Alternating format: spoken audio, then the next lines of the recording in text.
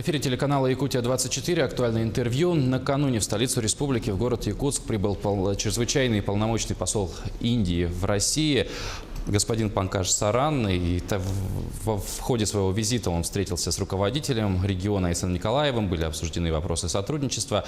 В целом о сотрудничестве двух стран говорится в эти дни. И господин Саран сегодня у нас в гостях в студии. Я вас приветствую. Также беседу нам поможет вести секретарь посла по связям с общественностью Зейнаб Азимова. Я вас также приветствую. Вот первый вопрос о встрече с руководителем региона Айсеном Николаевым. О чем говорили? Well, firstly, thank you very much for receiving me and for hosting me on this very important channel. I had a very good meeting yesterday with the acting governor. We discussed the current cooperation between India and the Sakha Republic and possibilities for future cooperation. As far as the current cooperation is concerned, we reviewed our cooperation in some important sectors like diamonds, like energy, oil and gas, and culture. For the future, we discussed many ideas, interesting ideas, to further promote greater cooperation in agriculture, in forestry, in water. We spoke about enhancing our cultural ties. We have agreed to expand our cultural center in Yakutsk. I have invited him to visit India with a business delegation. We also discussed the possibility of entering into some kind of an arrangement between Yakutsk and the Indian city of Surat, which is the diamond capital of India, where all the polishing and processing is done. So these are the main areas of our discussion. Большое спасибо. В первую очередь хочу поблагодарить вас за то, что принимаете меня здесь, на этом очень важном телевизионном канале. И вчера у меня прошла очень хорошая встреча с губернатором. На этой встрече мы обсудили как нынешнее сотрудничество, так и будущее, возможности для будущего сотрудничества. Что касается нынешнего сотрудничества, то мы обсудили такие сферы взаимодействия, как сфера алмазов, энергетика, это нефть и газ. Также затронули сферу культуры. Например, что касается будущего сотрудничества, то мы обсудили много интересных идей для продвижения нашего сотрудничества в таких сферах, как сельское хозяйство, лесообработка, вода. И вот мы также обсудили возможность укрепления наших культурных связей, возможность расширения культурного центра Индии в Якутске. У меня была возможность пригласить его превосходительство посетить Индию с деловой делегацией. Мы, помимо всего прочего, обсудили возможности налаживания контактов между городом Якутском и городом Индии, который называется Сурат. Это алмазная столица Индии, то место, где происходит вся обработка алмазов. То есть это такие основные сферы, которые мы обсудили с губернатором. Господин Саран, а помимо руководителя региона, встречались ли вы еще с представителями министерства, возможно? Если да, то какие-то договоренности были достигнуты на этом уровне? Apart from the governor, were you able to meet other ministers, and if yes, have you reached any agreements? Well, I've had informal discussions with some of the other ministers, and today I'm also hoping to meet the acting mayor. So we have reviewed most of the cooperation, and I may add for your information that India already, there is an Indian company which has invested in Sakha in the diamond sector, and we have also last year made a major investment in the Tas Uriac oil field, which is in the Yakutia Sakha Republic. So we have discussed many ideas, and the next step is going to be to translate these into implementation. У меня прошли такие неформальные переговоры с некоторыми министрами. Также сегодня у меня будет возможность встретиться с исполняющим обязанности мэра города Якутска. Также хочу вас проинформировать, что в настоящее время в Якутске уже представлена индийская компания, это индийские инвесторы. Помимо всего прочего, индийские инвесторы приобрели акции в месторождении Тас-Юриах. То есть мы обсудили все эти идеи, а также новые идеи для взаимодействия. Ну вот говоря про приобретение 30% акций Роснефти в Тас-Юряхе 2 года назад, индийская компания приобрела их. Как сейчас индийская сторона оценивает эту сделку? Намерены ли индийские компании расширять свое присутствие в нефтегазовой сфере? You are right. We invested, actually the investment was more than $1 billion. And from what I know, our company is very satisfied with the investment. They are also happy with the output from the field, and they believe that this has been a good investment. India is a long-time investor in the oil and gas sector. Our first investment in the oils and gas sector began in the year 2001 in the Sakhalin-1 oil field. So based on these positive experiences, we would be happy to raise our investments in Russia. Да, вы абсолютно правы. У нас есть инвестиции, которые составляют именно больше $1 миллиарда. И наши компании очень довольны этими инвестициями. Они считают, что это хорошие инвестиции, хорошее вложение. И вообще Индия является уже на данный момент долгосрочным инвестором. Наши первые инвестиции были сделаны в России в 2001 году в нефтяное месторождение Сахалин-1, и мы рады нашими успехами. Господин Саран, а какие еще проекты в Якутии интересны индийским инвесторам? Well, you know, Yakutia is a very rich republic. I think one of the most rich republics, not only in the Russian Federation, but all over the world. And interestingly, the size of Yakutia is almost the size of India. So I feel that given the resource base of Yakutia and the richness of its natural resources, its people on the one side, and the growth of India and the size of the Indian market, there is a lot of complementarity between the two economies. And we would definitely be interested in working with the Sakha Republic to invest in Sakha in different areas and to create wealth. We also are ready to make use of our labor and our skills, our human resources, to contribute to the prosperity of Sakha. So, as I mentioned to you, there are areas of interest, whether it is energy, whether it is agriculture, whether it is forestry, even I would say high technology areas like information technology. These are areas of great interest, and I feel that we have only taken the first few steps. There is a lot more that we can do, and this requires more intensive interaction and engagement, which is what we are planning to do. Вообще, ваша республика является очень богатой. Я бы сказала, она является одним из самых богатых регионов не только в России, но и во всем мире. И даже если мы, например, сравним размер, территорию вашей республики и территорию Индии, они практически одинаковые. И если мы учтем те ресурсы, которые есть, богатые природные ресурсы, человеческий ресурс вашей республики, а также то, что какими темпами сейчас растет Индия и какой большой рынок в нашей стране, то мы заметим для себя, что наши регионы очень хорошо друг друга дополняют. И именно поэтому мы готовы к совместной работе, мы готовы инвестировать, мы готовы использовать наши профессиональные ресурсы для того, чтобы делать свой вклад в процветание республики Саха.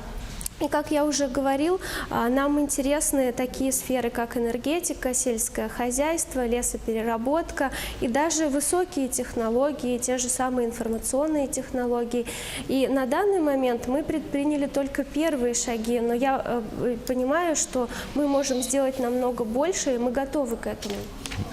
Вопрос касательно сотрудничества уже в рамках двух стран.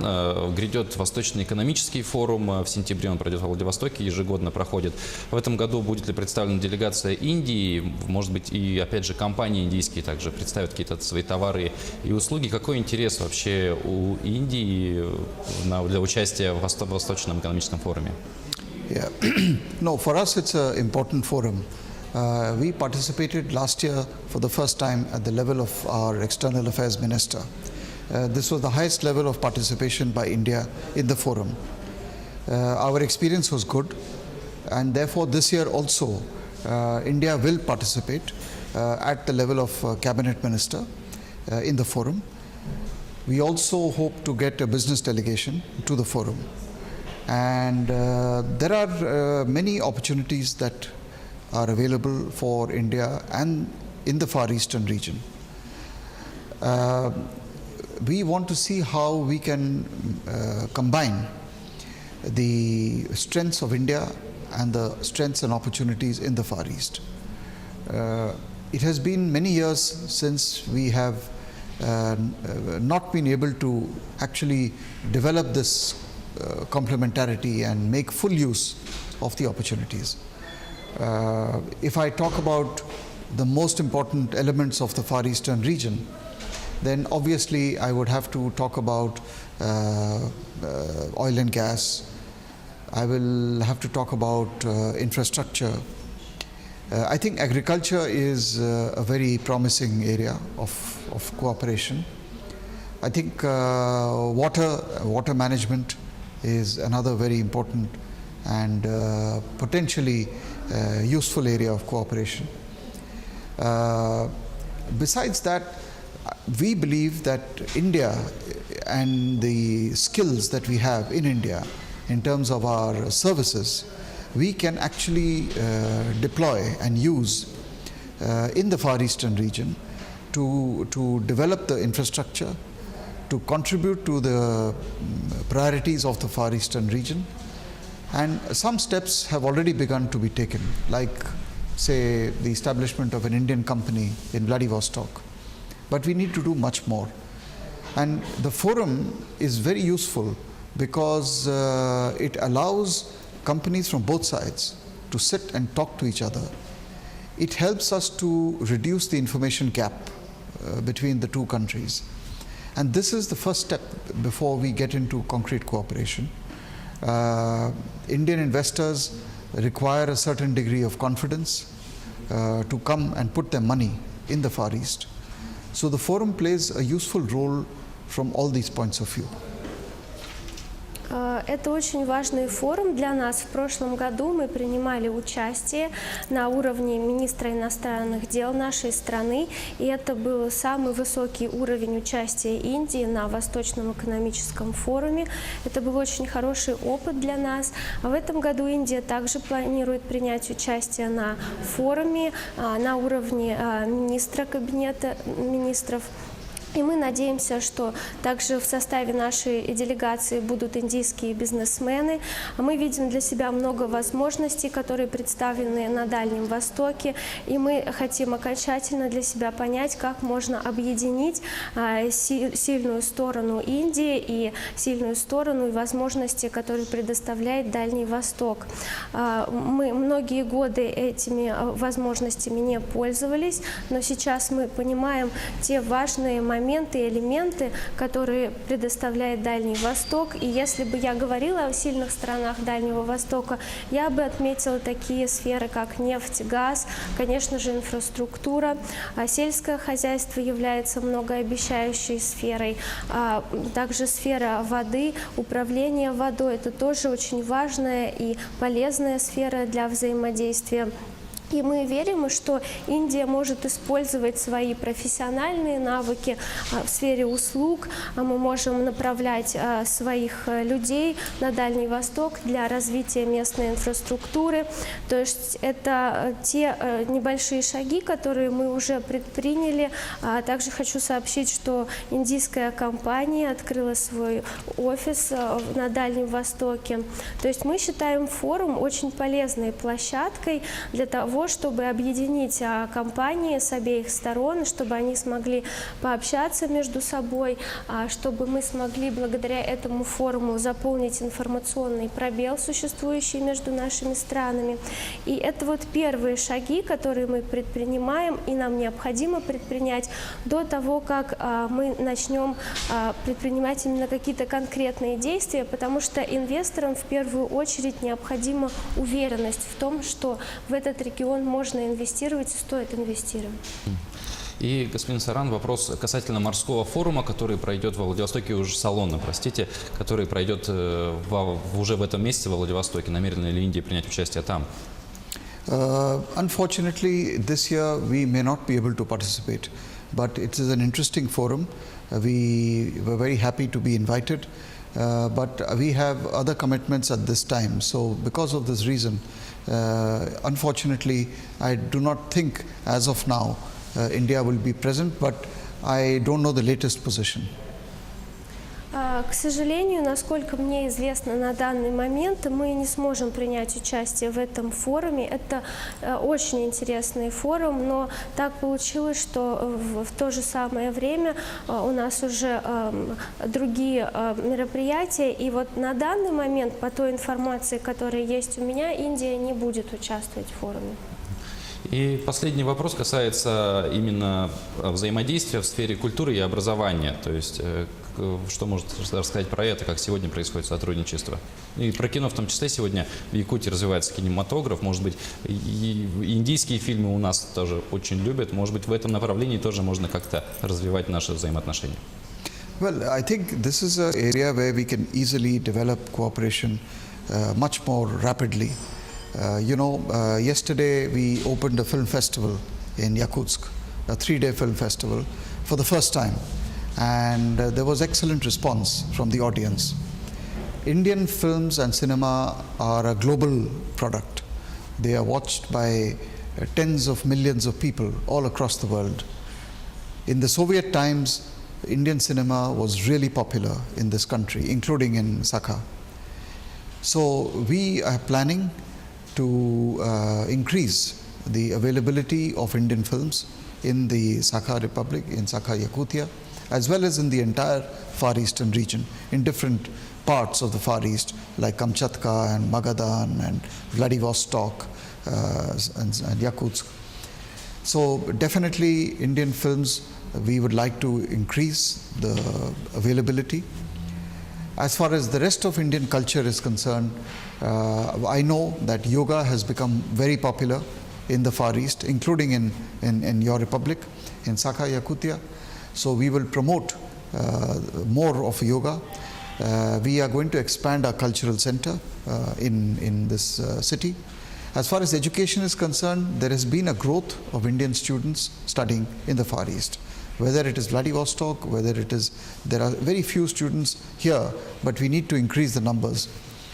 We have yesterday agreed to revive an Indian corner in the university in Yakutsk. So there is a lot of potential, and I feel that the future is very bright. Это как раз-таки культура и образование, это те сферы, в которых мы можем развивать наше сотрудничество очень быстрыми темпами. Например, вчера мы открыли кинофестиваль индийских фильмов, он пройдет в течение 3 дней, и вот вчера мы получили прекрасный отклик от аудитории, от наших зрителей. Индийские фильмы пользуются огромной популярностью во всем мире, их смотрят десятки миллионов людей по всему миру, и вы помните, что в советские времена индийские фильмы тоже в России, на территории Советского Союза пользовались популярностью. И мы планируем сделать все для того, чтобы современное индийское кино стало более доступным на Дальнем Востоке, в Камчатке, в Магадане, во Владивостоке, ну, конечно же, в Якутске. То есть это входит в наши планы. Что касается вообще культурного сотрудничества, то, насколько мне известно, йога стала пользоваться огромной популярностью на территории Дальнего Востока и также у вас в регионе. И мы будем делать все возможное для того, чтобы еще больше продвигать индийскую культуру на Дальнем Востоке. Мы планируем расширить наш культурный центр у вас в городе. Если говорить о сфере образования, то индийские студенты также едут обучаться на Дальний Восток. Я знаю, что многие из них учатся во Владивостоке. Есть пара студентов у вас в городе, но этого недостаточно. Мы планируем увеличить этот показатель. Вчера мы также договорились с руководством вашего университета восстановить индийский уголок, который был раньше в этом вузе. То есть у нас есть огромный потенциал, и мы готовы работать в этом направлении. К сожалению, наше эфирное время подошло к концу. Господин Саран, я благодарю вас, что нашли время и пришли к нам в студию, ответили на наши вопросы. Спасибо вам большое. Спасибо. Это было актуальное интервью. Оставайтесь с нами.